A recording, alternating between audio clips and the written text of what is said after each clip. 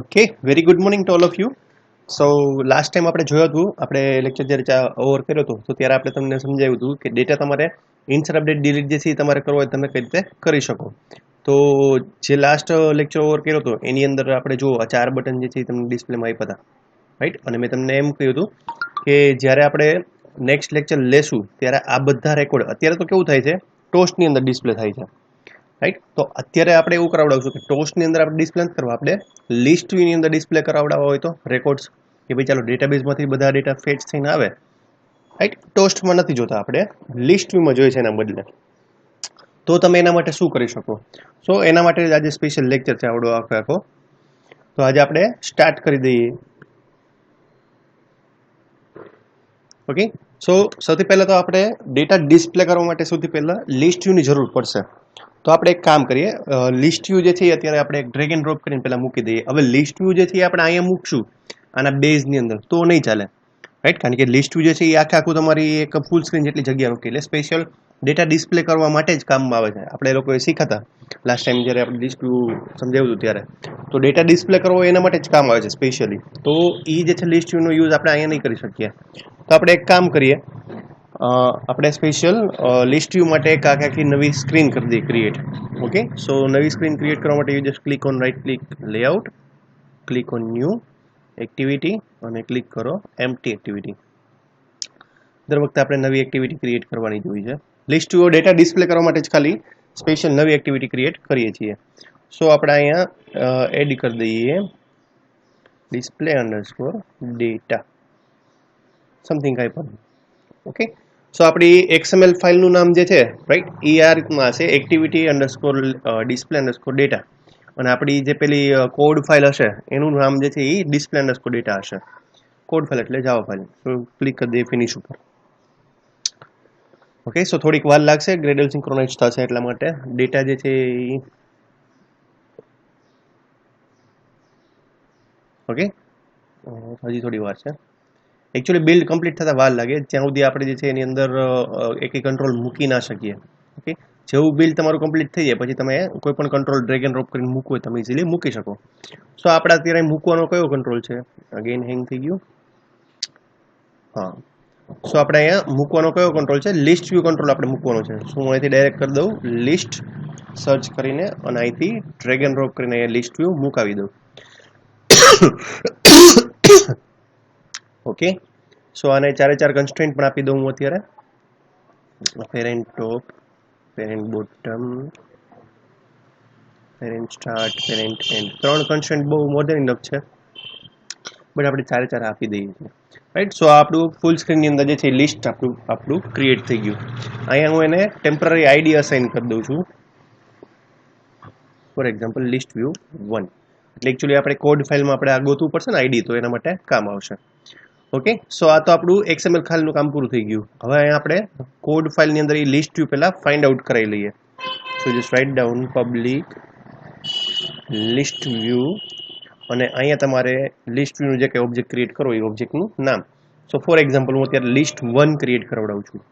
સો list 1ની અંદર તમારે કઈ વેલ્યુ કરાવડાવું છે? તો અહીંયા તમારે એનું કાસ્ટિંગ કરવું પડશે. ઓકે. સો હું અહીંથી કરાવડાવું છું લિસ્ટ વ્યૂ અને find view by ID r.id. આપણે કયું આઈડી આપ્યું હતું ત્યાં? List view 1. ઓકે. અને લાસ્ટમાં સમીકરણ. સો તમારા ડિઝાઇન ફાઇલનું લિસ્ટ વ્યૂ 1 જે છે એ તમારા કોડિંગ ફાઇલની અંદર, જાવા ફાઇલની અંદર લિસ્ટ 1 ના નામથી આઈડેન્ટિફાઈ થશે. સો આટલું ક્રિએટ થઈ ગયું. હવે તમારે નેક્સ્ટ શું કરવાનું છે કે હવે તમારે ડેટા જે છે એ પહેલાં ડેટાબેઝમાંથી લઈ આવવો પડશે ને.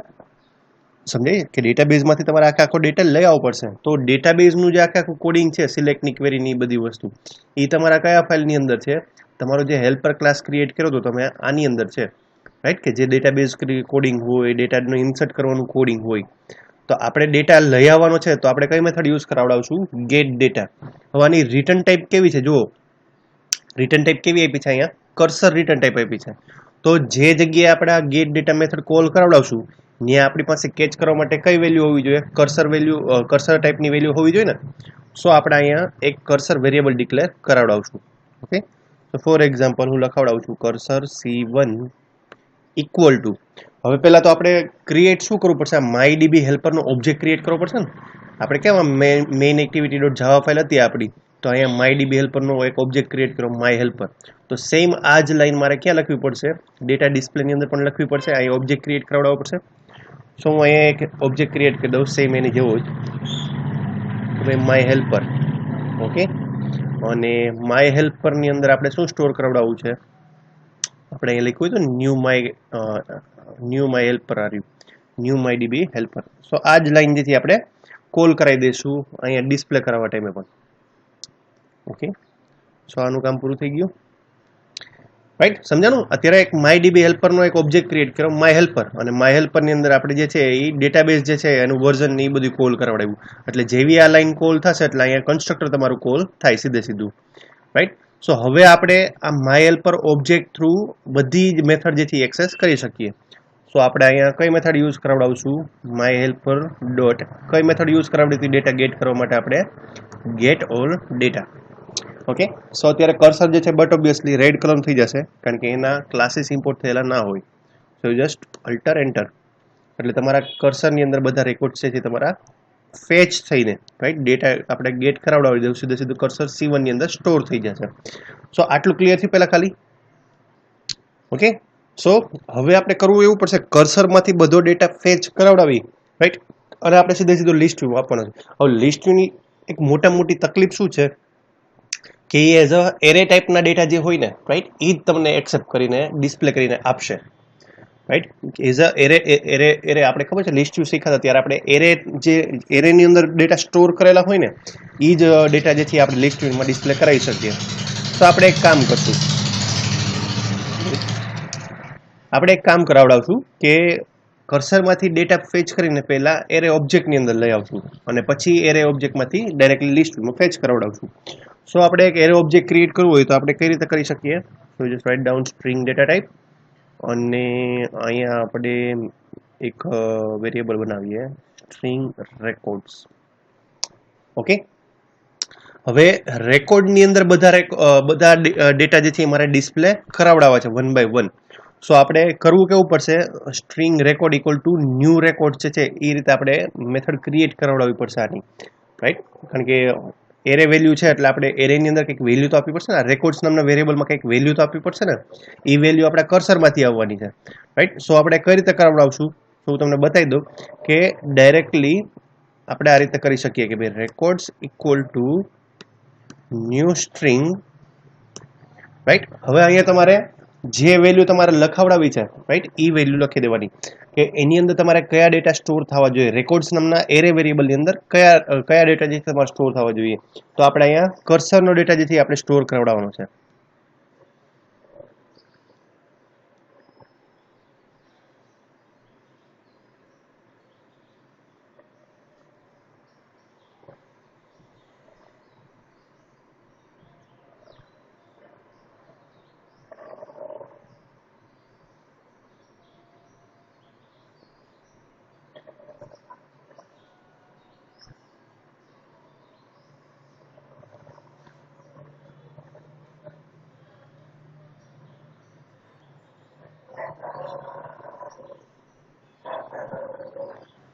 ઓકે, સો આપણે અહીંયા કર્સરનો ડેટા જે સ્ટોર કરાવડાવશું.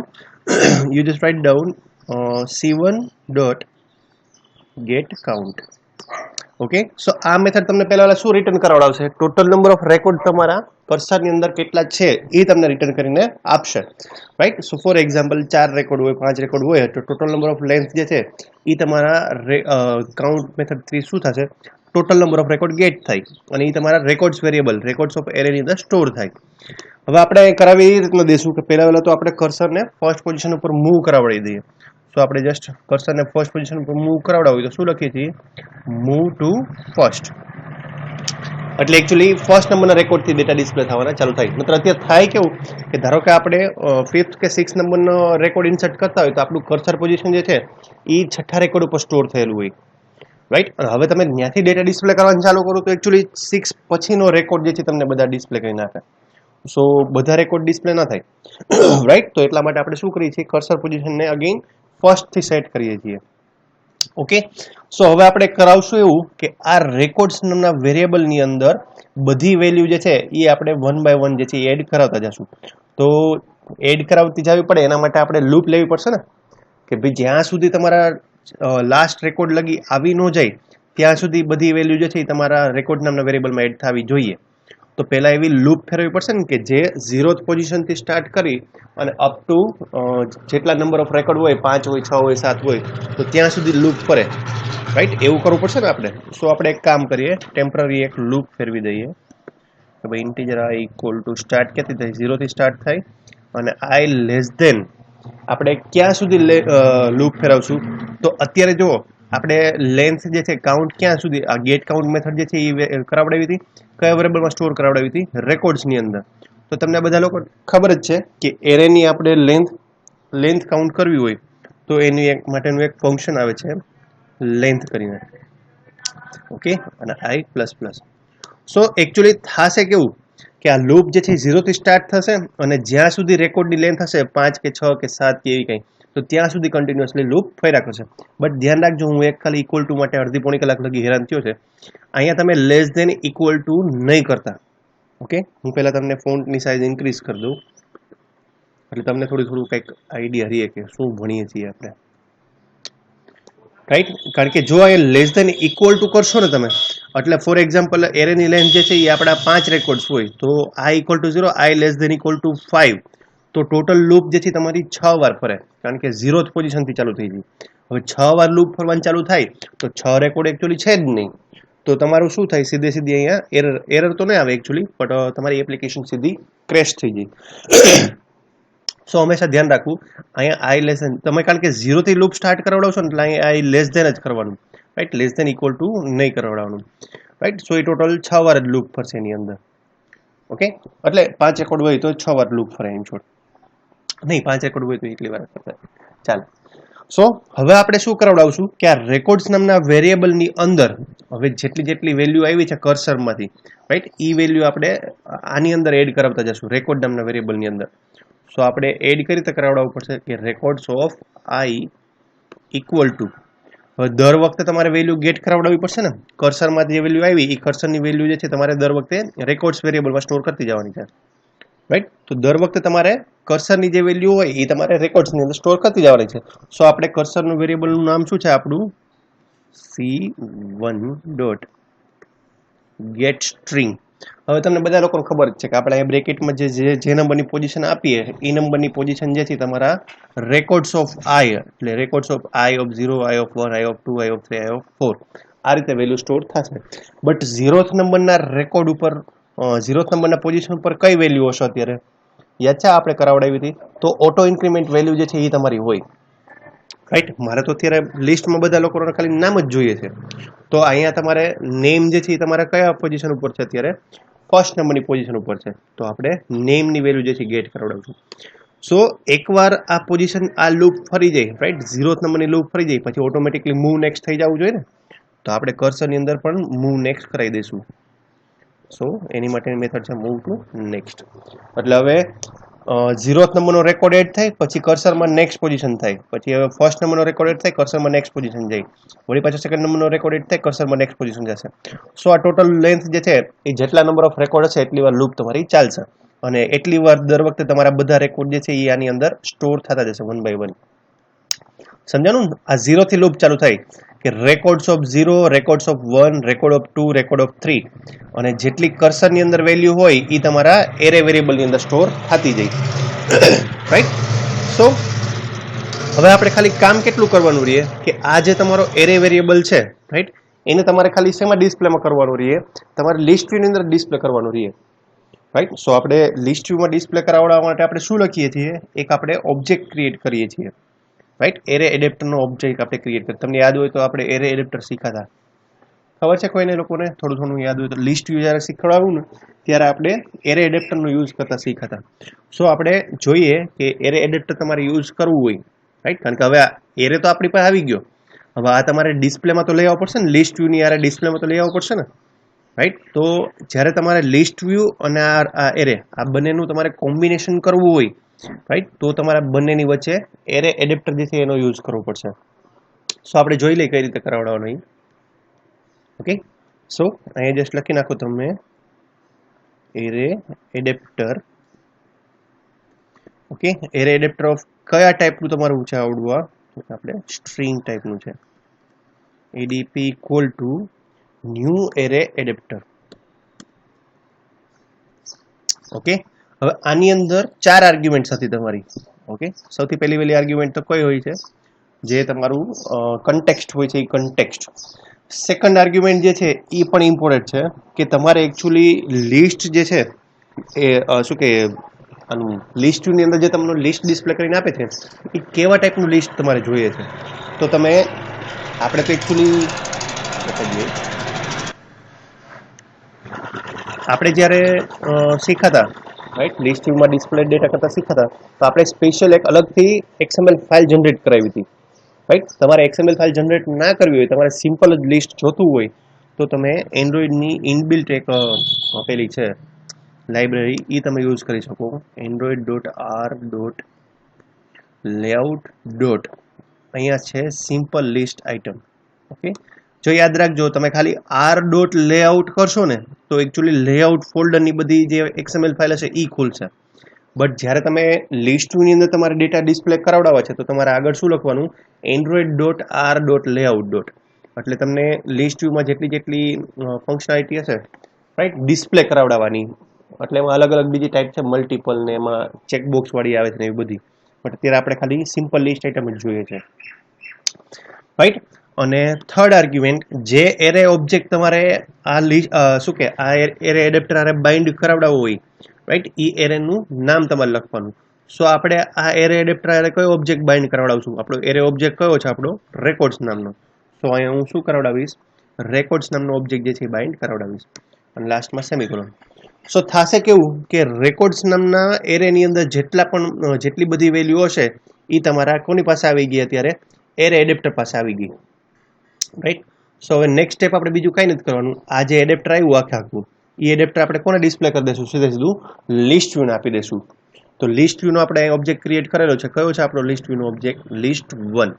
તો એની મેથડ જ છે એક સીધી just write down list1 dot set data નહીં, સેટ ડેટા સોર્સ નહીં, આમાં શું આવે? list1 dot set adapter. હા right, list1 dot set adapter અને બ્રેકેટમાં જે તમારે એડેપ્ટર લિસ્ટ વ્યૂ બાઇન્ડ કરાવડાવવું હોય એ એડેપ્ટરનું નામ. સો આપણે એડેપ્ટર નામ શું છે? આપણું ADP જે છે આપણે એડેપ્ટરનું નામ છે. ઓકે, સો આટલો જ ખાલી કોડ છે. તમે જેવું તમે ડેટા બાઇન્ડ કરાવડાવશો રાઈટ, એટલે તમારો બધો ડેટા બાઇન્ડ થઈને સીધો લિસ્ટ વ્યૂની અંદર આવી જશે.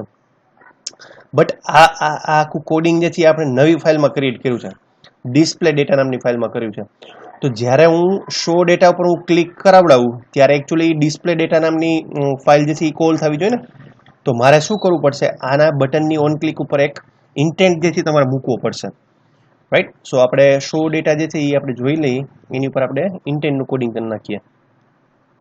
ઓકે, ઓલરેડી આપણે શો ડેટા નામની મેથડ કોલ કરી છે એટલે આપણે મેઇન એક્ટિવિટી જાવા ફાઇલમાં વયા જઈએ અને ત્યાં શો ડેટા મેથડ હશે.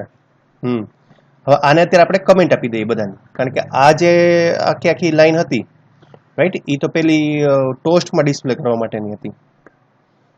ઓકે, સો આપણે આને કમેન્ટ આપી દઈએ અને અહીંયા આપણે કોડિંગ કરીએ ઇન્ટેન્ટનું કે ભાઈ ઓકે નેક્સ્ટ સ્ક્રીનમાં જાય અને પછી ત્યાંથી ડિસ્પ્લે થવાનું સ્ટાર્ટ થાય. સો હું આ રીતે ઇન્ટેન્ટ કોડિંગ કરી નેક્સ્ટ સ્ક્રીનમાં જવા માટેનું બધા લોકોને કોડિંગ આવડે જ છે right. Intent i1 equal to new intent અને બ્રેકેટમાં 2 આર્ગ્યુમેન્ટ આવે, સોર્સ અને ડેસ્ટિનેશન, જે જગ્યાએ તમારે જવું છે એ. સો આપણા ક્લાસનું નામ શું છે? Display underscore data. સો તમે જેટલું ખાલી લખશો display underscore data right, already આવી ગયું ડોટ ક્લાસ. ઓકે, અને હવે શું લખવું પડશે આપણે? સ્ટાર્ટ એક્ટિવિટી બ્રેકેટમાં આપણા ઓબ્જેક્ટનું નામ. ઓકે, સો જેવું શો ડેટા મેથડ ઉપર બટન ઉપર હું ક્લિક કરાવડાવીશ એટલે પહેલા મેથડ કોલ થશે અને મેથડમાં આપણે શું કરાવડાવ્યું છે? ઇન્ટેન્ટ કોલ કરાવડાવ્યું છે કે સીધી ડિસ્પ્લે નામની ફાઇલની અંદર જતું રહે. એટલે ડિસ્પ્લે નામની ફાઇલની અંદર આવી જાય એટલે આ તમારું લિસ્ટ વ્યૂની બધી વસ્તુ ફાઇન્ડ આઉટ કરાવશે અને પછી ડેટા જે છે તમારો બાઇન્ડ કરાવશે એડેપ્ટરની થ્રુ, તમને લિસ્ટ વ્યૂમાં બાઇન્ડ કરીને આપશે. સો હું અત્યારે ફોન કનેક્ટ કરી લઉં તમને આઉટપુટ ડિસ્પ્લે કરવા માટે. એક જ મિનિટ ત્યાં સુધી. ઓકે, સો મારો ફોન અત્યારે કનેક્ટ થઈ ગયો છે. આપણે એક કામ કરીએ, આને રન કરવા માટે મૂકી દઈએ ત્યાં સુધી રન થયા કરે. અને આપણે ત્યાં સુધીમાં વાઇઝર એપ્લિકેશન ખોલવી પડશે.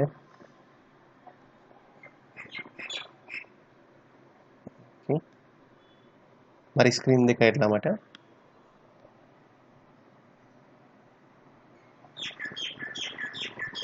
સરસ. આ જે છે એ ભાઈ રોજ ડાઉનલોડ કરવાનું આપણે કહીએ છીએ, બટ એના માટેનું આપણે સોલ્યુશન ગોતી રાખ્યું છે already. Just go to downloads folder. અહીંયા વાઇઝર છે.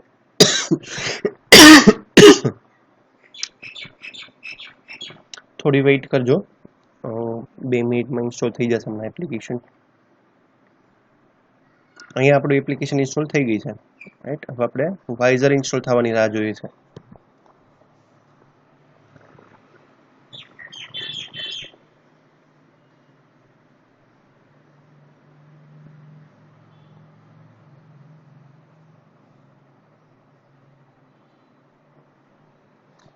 ઓકે, વેઇટ કરશું આપણે.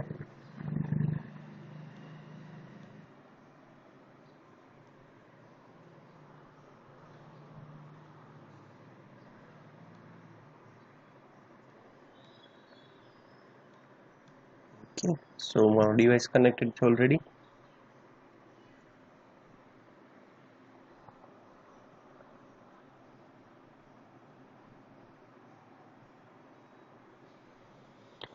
ઓકે, સો સરસ મજાની સ્ક્રીન બધા લોકોને સામે આવી ગઈ છે અત્યારે મારા ફોનની. આપણે એક કામ કરીએ, અહીંયા ડેટા જે છે 1 by 1 ઇનપુટ કરવાના સ્ટાર્ટ કરીએ. ફોર એક્ઝામ્પલ આ છે નેમ, આ છે pixel name, something marks. Okay, અને અહીંથી એડ કરાવી દઉં છું ન્યૂ રેકોર્ડ. સેમ એ રીતે ધારો કે આપણે નવો રેકોર્ડ એડ કરી દઈએ. ઓકે, માર્ક્સ એડ કરવાના છે.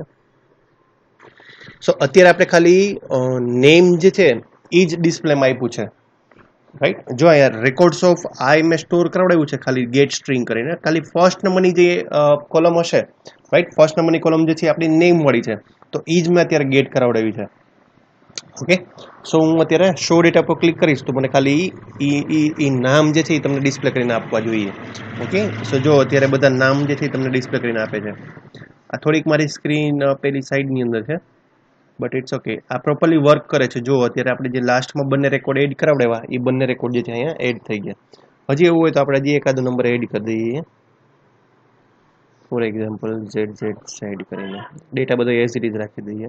ઓકે, સો ZZ જે છે એ લાસ્ટ રેકોર્ડ તરીકે આવવું જોઈએ આપણી સામે. ઓકે, સો એ પણ આવે છે.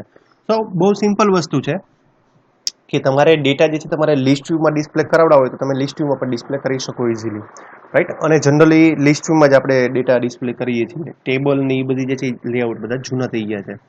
ઓકે, સો પહેલાં આમાં કોઈને કંઈ ક્વેશ્ચન્સ કે ડાઉટ હોય તો પૂછી લેજો, કારણ કે આ ચેપ્ટરની અંદર ખાલી આ એક જ વસ્તુ છે, રાઈટ. ડેટાબેઝ બહુ ઇમ્પોર્ટન્ટ છે આપણા માટે. એટલે આ ચેપ્ટરની અંદર ઇન્સર્ટ, અપડેટ, ડિલીટ અને સિલેક્ટની ક્વેરી જે હતી આપણે 4 વસ્તુ કરાવડાવી છે.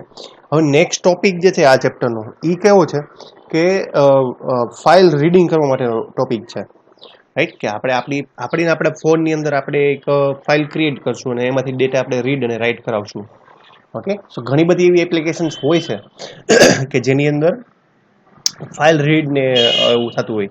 તો ફોર એક્ઝામ્પલ ચાલો હું ગેમ બનાવતો હોય તો ગેમ માટે હું કંઈ સ્પેશિયલ ડેટાબેઝ ન બનાવડાવું, રાઈટ. તો ગેમમાં તો કેવું હોય કે તમે ગેમ રમીને પેલું કરી નાખો એટલે વાત પૂરી, રાઈટ. ગેમમાંથી જેવા એક્ઝિટ થઈ જાય એટલે વાત પૂરી. તો એ લોકો હાઈ સ્કોર માટે જનરલી જે છે એ પેલું કરતા હોય છે, ફાઇલ ક્રિએટ કરતા હોય કે સૌથી જે નવો સ્કોર જે સૌથી હાઈએસ્ટ થયો હોય એ ખાલી ટેમ્પરરી ફાઇલની અંદર સ્ટોર કરી રાખે, રાઈટ. અને પછી જે છે એ કમ્પેરિઝન કરાવડાવે કે ભાઈ ઓલરેડી જે ફાઇલ ક્રિએટ કરેલી છે એની અંદરનો સ્કોર અને અત્યારે જે ગેમ રમતો હતો એની અંદરનો સ્કોર આ બંને ઇક્વલ છે કે એનાથી વધારે છે તો ફાઇલમાં રિપ્લેસ કરાવી દઈએ. સો આપણે અત્યારે નેક્સ્ટ એના પછીનું જે ભણવાનું થશે એ આપણે ફાઇલ રિલેટેડ કોડિંગ જે છે એ શીખવાનું થશે, રાઈટ. કે તમારે ડેટા જે છે એની અંદર ફાઇલમાં તમારે ફાઇલ હેન્ડલિંગ ઇન શોર્ટ કહી શકીએ આપણે. એન્ડ્રોઇડની અંદર ફાઇલ હેન્ડલિંગ કરવું તો કઈ રીતે કરી શકીએ. ઓકે, સો આની અંદર આટલી ફાઇલ્સ છે ઇન્સર્ટ, અપડેટ, ડિલીટ અને સિલેક્ટ માટેની. ઓકે, આમાં કોઈને કંઈ ક્વેશ્ચન્સ કે ડાઉટ હોય તો પૂછી લેજો. બાકી આજ માટે આટલું ઘણું છે આપણા માટે.